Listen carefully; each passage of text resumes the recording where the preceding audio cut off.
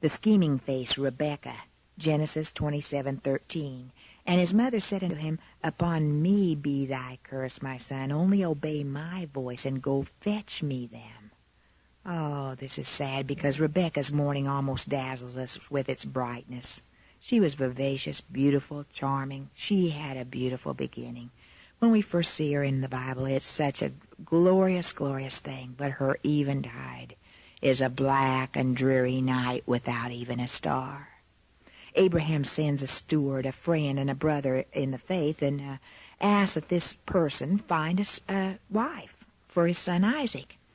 Isaac can't marry a pagan woman, for Abraham realizes how hard it is for a man to stand loyal without the backing of the wife. Listen to that. He realized how difficult it was for a man to stand loyal without the backing of his wife. Oh, lady, again, how important you are. When we talk about how important you are negatively and how some of these women have been using the Bible negatively to be warnings to us, let us also talk about, if we believe women can be this negative, look how much we must believe women can be positive influences for good, and we do believe that, and we do know it, the backing of a good wife. So the steward prayed for a generous, kind girl who would willingly serve. And he said, I'll go into this country, and I'll ask for a drink, and I'll see if the girl will say yes. I'll give you a drink and your camels also. Now, our preacher always talks about the fact of, do we know what it means to give water for camels? And they had to go a long way and get that water. It wasn't just turning on the hose, you know. She had to really work, and this would certainly mean she was a worker and a willing, cheerful person who could do all of these things. And she wanted to. Rebekah was the one. The old man, no appeal, you see. Just an old man. Came up probably dirty after the trip and everything, and came up and said, could I have a drink? And she said, yes, and I'll give your camels water also. She was the one. She was a beautiful girl, and she was a girl that would just be the right one for... He was so pleased. He had been able to do a good job for his master. He was going to bring back the one for his master's son. So he asked about the family. He asked Rebekah about her family and found out a little about her family and gave her some golden earrings and a bracelet. I guess everybody likes golden earrings and bracelets, don't they? Laban was Rebekah's brother. And he displayed a trait right then which became more conspicuous by the years. And here's a quote directly. He has an eye for gain. And I guess this was Rebekah's problem, too. Maybe it was a family problem that had come back down from the parents. Of course, most of us want to gain for ourselves, but some are more ambitious. Some are more greedily ambitious than others. And the brother says, come thou blessed of the Lord. He saw that golden earring and those golden bracelets, and he was very willing to give his sister. A lot of you'd be willing to give your sister, too, for a golden earring and a golden bracelet, not because you wanted the jewelry, but the gold in it. Come thou blessed of the Lord, says the brother. And the steward asked the family if Rebekah can go back with him. And the family said, wilt thou go with this man? And she answered, I will go. Here was a woman of decision and courage, as Deborah had decision and courage. Here was a woman who was ambitious and a willing worker and cooperative and cheerful. She had so much. But as many women who have so much, there can be a flaw. There can be that because you have so much, because you can do so much, you want your way more than God's way. You're able to persuade people. You know how to get your own way. You're cunning, you're beautiful, you're a good worker, and you throw people off guard, and you know how to get your own way. You know how to talk yourself out of anything. And when you're like that, watch out that you don't try to get your way instead of God's, because all your talent will be down the drain. Her motives are mixed, as ours often are. A lot of times our motives aren't all healthy and good. Her motives it wasn't just decision and courage. Here were some of her motives. 1, partly it was faith.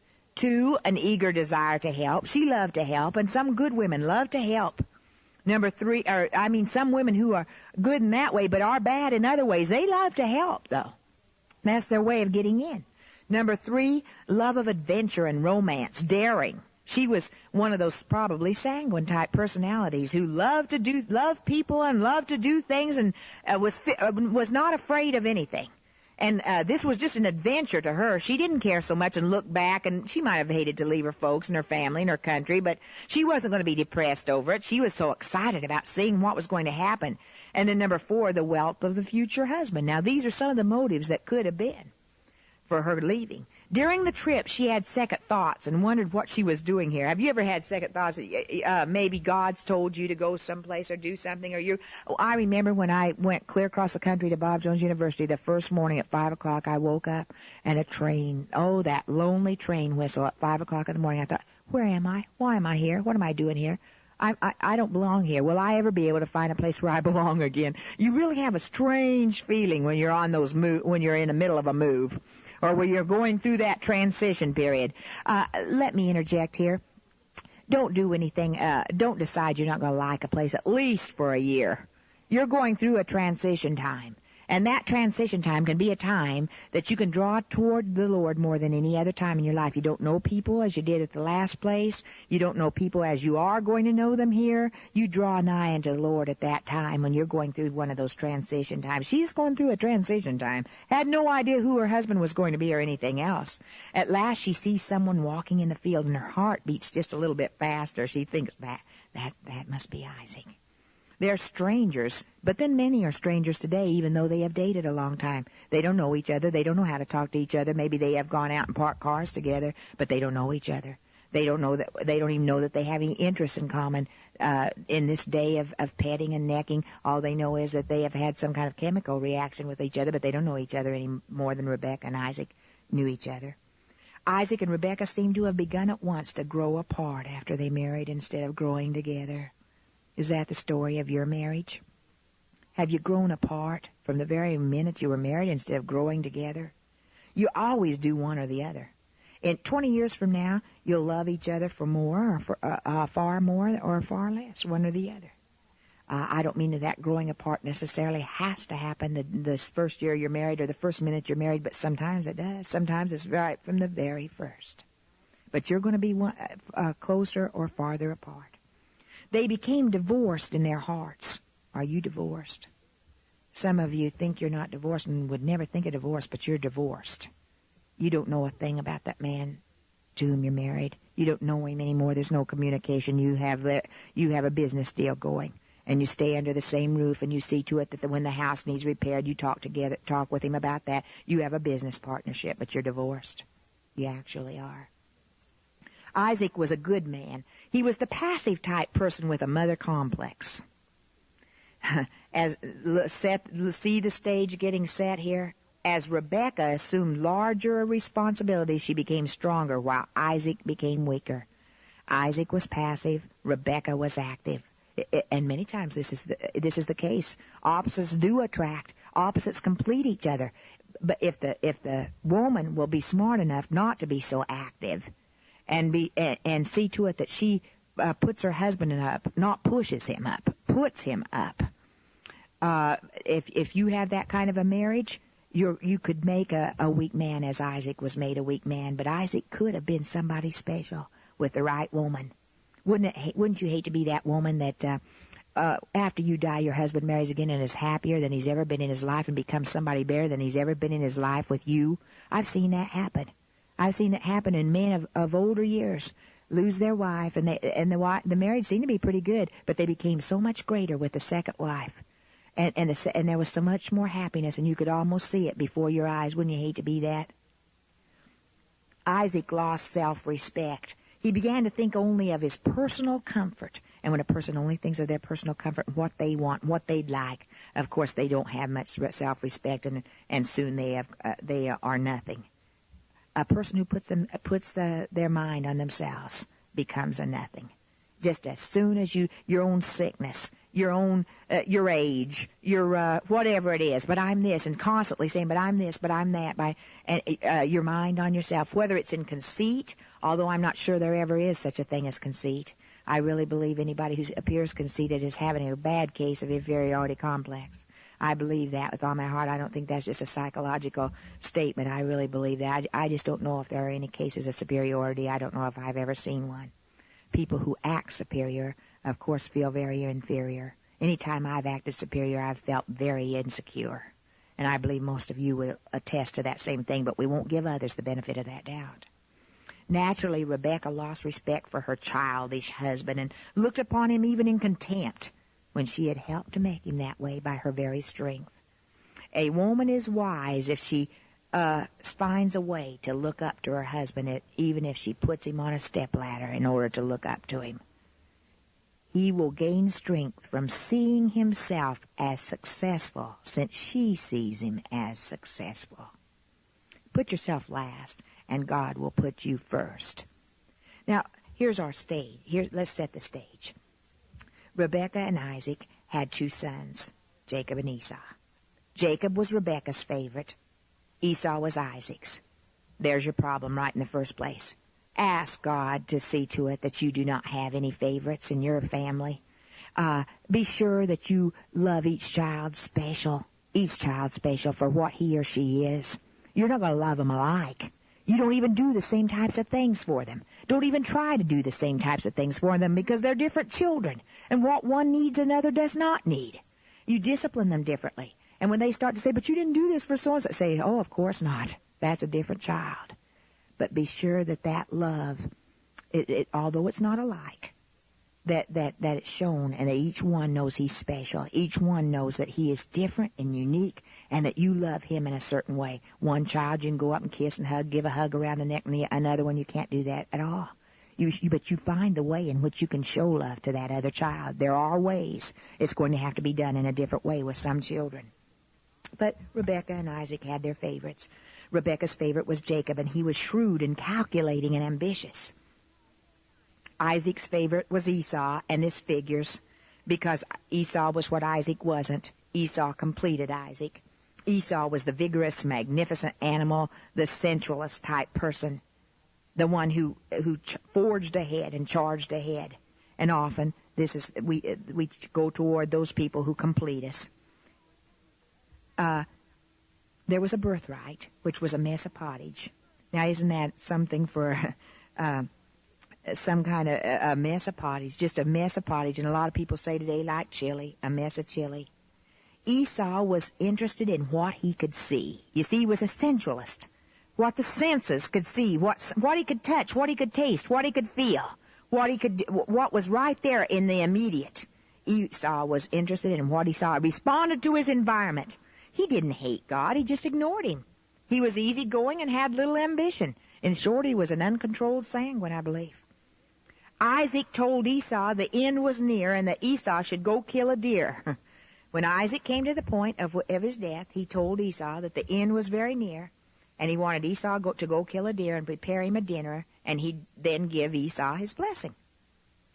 Esau was the oldest. Esau was supposed to have the blessing, the birthright. So, listen. Rebekah told Jacob to kill some birds, and they'd beat Esau to the draw.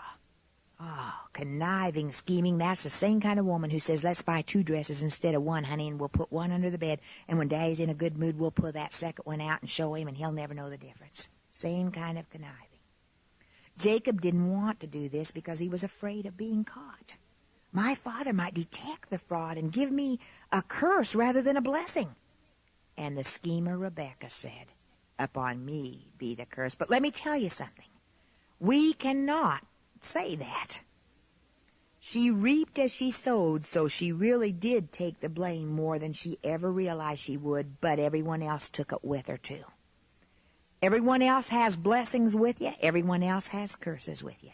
We do not live into ourselves, and we cannot say, I'll take the blame. God will let what happened. He'll run the show if you please. He still has his hands on this. You don't decide who will take the blame. She paid the penalty that all pay when they build upon a lie. It never stops. Liars. Some of you, you would tell the lie. You'll tell a lie when it'd be easier to tell the truth. You have gotten into such a habit of lying that you don't even know what the truth is. And other women say about you, you cannot depend on her. You do not know what she say. You don't know whether what she's saying is right or whether it isn't. You hardly even realize that you're a liar. Now, in deceit, of course, it's difficult to know when we're deceiving, but we're talking about actual lying. All right, she lost herself. She lost any love of her husband. She had the complete loss of Esau, of course, and lost any chance for love between the brothers. And then she lost her favorite, the one she fought for. That which you fight for the most and try to keep the most will be the one that you lose. When you fight for them, let them go. Let them be in God's will. Give them back to God, and He'll let you have them probably. Her favorite, much more at least, her favorite as he fled for his life, she never saw him again. The one for whom she fought so desperately. And more tragic, the curse did not come to her alone. No one ever inherits a curse or a blessing alone. Esau bitterly threw himself away on pagan wives and became the father of a nation that hurt Israel for centuries to come. The blackest curse was the one Rebekah put upon her favorite. Oh, my. Number one, she sent him out convinced that in a world where the law of sowing and reaping works with mathematical exactness, she set him out convinced he could use cunning to reverse that law. He cannot. He could not. Your child cannot. When you take up for your child, when you do for your child, and see to it that your child doesn't have to go according to the rules, you're helping him to think that he can reverse the law of sowing and reaping.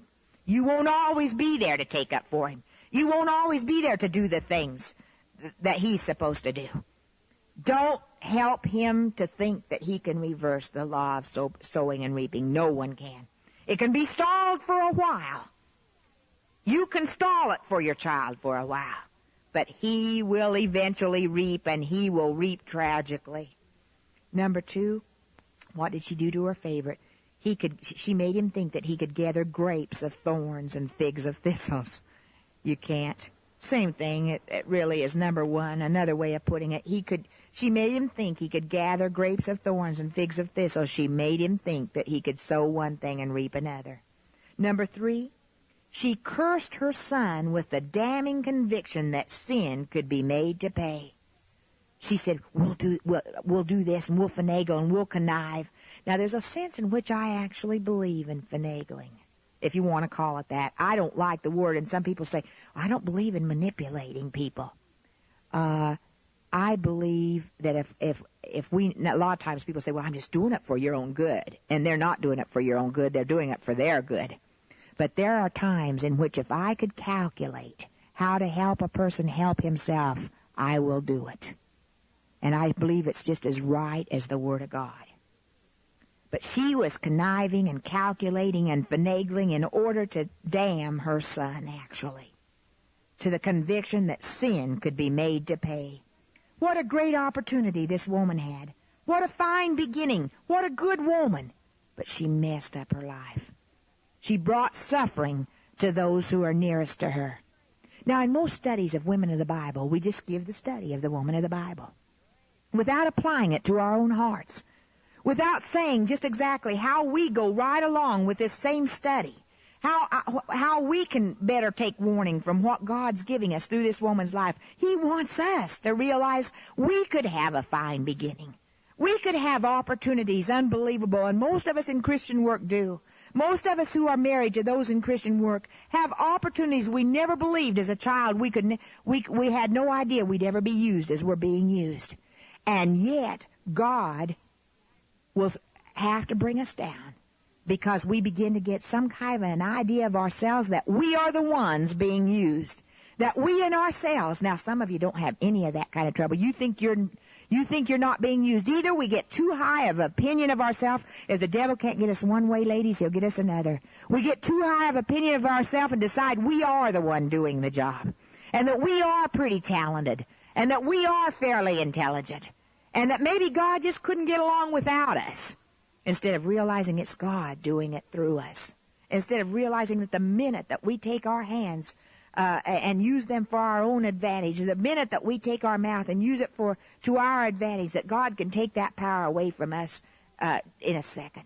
But if he can't get you on that side, he'll get you on the other side where you're saying, but I can't be used. I'm just a woman. I'm just a housewife. Don't ever say that. Don't ever say that. What do you mean you're just a woman? God has taken women and use them in an unbelievable ways. You're just a woman? That means that you're just the one that, if any man has ever come on earth to be used of God and to be a great man of God, it's been through a woman. That's what you are. That's how important you are. You're just a woman. You're the only one who can give training to your children. You can hire custodial care. You can hire even companions for your children. You cannot hire anyone who will train your child as God wants only you to train him. No one will take the time to train a child the way his own mother will train him. You're the one who is going to be responsible. Now, if God chooses to take you out of the life, and if some girls listening to this, as I have a girl here at Hyles-Anderson College who didn't have a mother after the 8th grade and reared her 4 younger brothers. If you're a young girl trying to be, God will endue you with special power if he's put you into that place. You can get the training even if you don't have a mother. God will give you a woman. You ask God for a woman in your life. But mothers, you who are saying, I'm just a woman, how dare you put down these things that God's made you to be? How dare you say God doesn't know what he's doing? And that's what you're doing when you're complaining. I'm just a housewife, just a mother, just a wife, just a keeper of the home. That's all I am. Oh, that God could help you to know how important those things are. And that all of the world will depend on your knowing that those are important. If you don't feel too important, you probably feel too little importance. Not realizing that you're a woman in God's plan. That you're a woman who can be used of God in such a mighty way that just a word from you can be something that would cause a person who is going down this road to be led to Christ. Would cause someone like a salesman to go down a country road and come up to a door and have that person at the door say, won't you go to church with me tomorrow? And that boy never could get away from it. Could you be that woman? That kind of woman is the kind of woman that's been used in my life. A woman I'll never know. A woman, I don't even know if she's alive. I don't even know if, I don't know a thing about her. A woman who just asked a boy at a door, do you know if you could go to church with me tomorrow? I don't even know if she knew how to tell him how to be saved. Except he couldn't get away from whatever it was she told him. He got a Bible. He bought a New Testament at a drugstore and started walking down the road as a salesman with a briefcase in one hand and that New Testament in the other. A preacher went by and stopped and said, are you a Christian? Is that a Bible? And he said, this is a Bible, but I'm not a Christian. He got him in the back seat of his car and won him to the Lord and gave him a copy of the Sword of the Lord. That boy came back to Nebraska and affected my life and many other people's lives as he began to tell about being saved, something I'd really not understood or didn't know a thing about.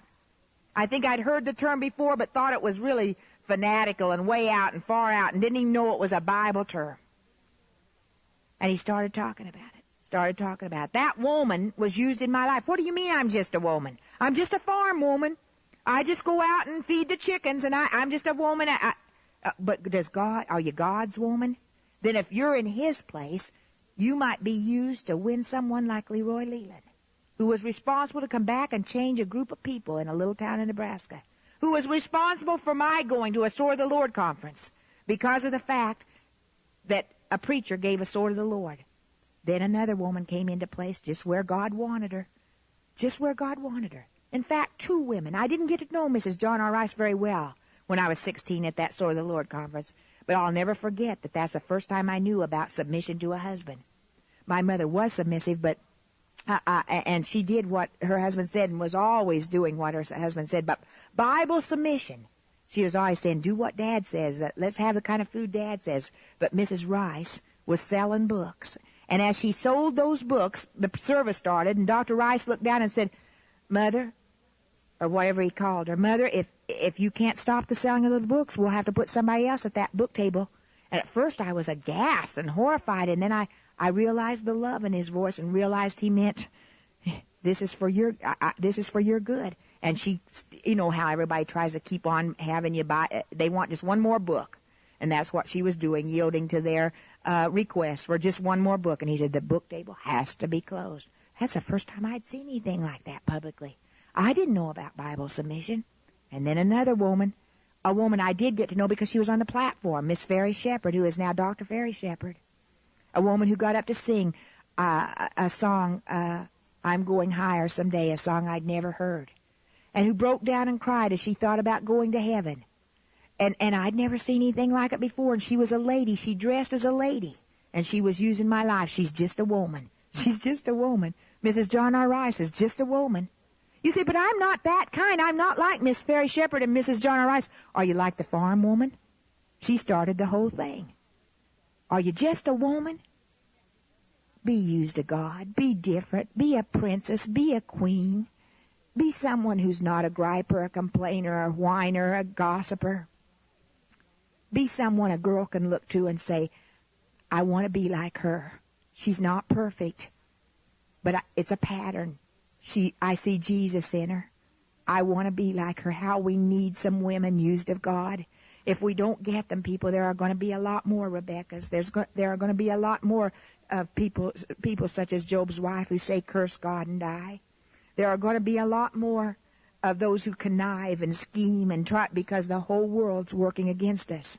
Women's liberation and everything that the world teaches is working against the very teachings of the Word of God.